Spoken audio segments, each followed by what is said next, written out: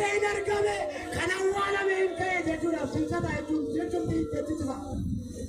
Kan dhokatee argame kan awwaalame hin ta'e jechuudha. Filcata jechuun waa'ee filcataa qoomtu beektaa jedhe. Filcatuma kana beeknaa hin jedhe. Beeknaa filcatuma kana. Innu maalo. Maaltu bu'uureessa filcataa kana koo. Bartoonni erganaan booddee waggaa isaatti ta'anii mari'atan Toomaas duwwaa samii keessatti argee ture. Yeroo isheen ol baate akkuma gaafa Eeliyaas ol ba'e Elsaa'i duwwaatu arge. Eeliyaas ol ba'uusaa Elsaa'i qofatu arge. Akkuma kana gaafa Maaramiin ol baatees nama hunda miti kana. Ol ba'uu ishee sana Toomaas isa shakkutu arge.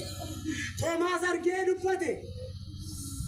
Bartoonni waggaa isaatti warri awwaalan immoo akkas jedhani. Maal jedhan kottaa mari'annaa jedhan kottaa kan mari'annaa maali? Mari'annaa kottaa.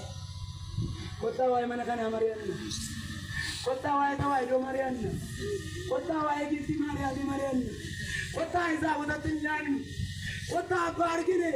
Inni waa'ee amantaa keenyaa hin beekne nu boorcuun mari'annaa kottaa hundi. Maala kottaa mari'annaa. Mari'annaa kottaa. Inni lallabaa mari'addaa maali? Mari'addaa mee? Waliin ariinaa mari'addaa. Mari'addaa. Mari'annu kottaa mee maaloo? Maal goone ta'aa iddoo iddootti ennaa waamu? Maal goone haadha qoqqaman godhaa gaari. Akkaman godhaa gaari nama kana wallaalee. Lafanni tunname haadha qomaaloo. Mukan gaba tunname almee qomaaloo. Akkaman godhaa. Maaliif natti laattee kana? Waaman fuudhee kana? Mari'annaa qophaa'ee maali? Mari'addu dargaggootis. Mari'addu jaarsaa jaartiyatis. Mari'addaa faarfattootaa maaloo qophaa'an mari'annaa. Mari'an ta'u. Akka mana maali irratti jaaruutu hin ta'u. Akka irra miidhagina nuti hin ta'u. Akka irra qomoo walarii nuti hin ta'u. Mana samii isa samii koo namni tokko ni jaaranne. Dhiiga Kiristoosu jaare. Qottaan mari'annaa.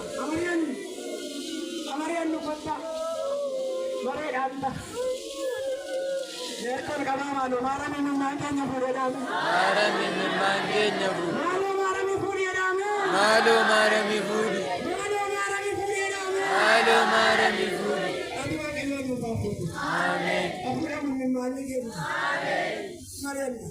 Waliin facaasu. Yeeyyitti waliin laannu. Inni walitti hin jirru. Qullaa waliin dhaamnu. Jaalala Maaramii irraa adda waliin baannu mari'anna malee qottaan mari'anna. Akka ajjeechaa arganii guyyaamaa walitti yaadna maal ta'ani? Maaliif wal ajjeetanii mootummaa Waaqayyoon argatan? Maaliif nama wal irratti jaalanii wal miidhanii mootummaa Waaqayyoon argatan? Maaliif xiqqoo wal irratti lallabanii mootummaa Waaqayyoon argatan? Maaliif akka goona? Goona akkas qottaa jiru.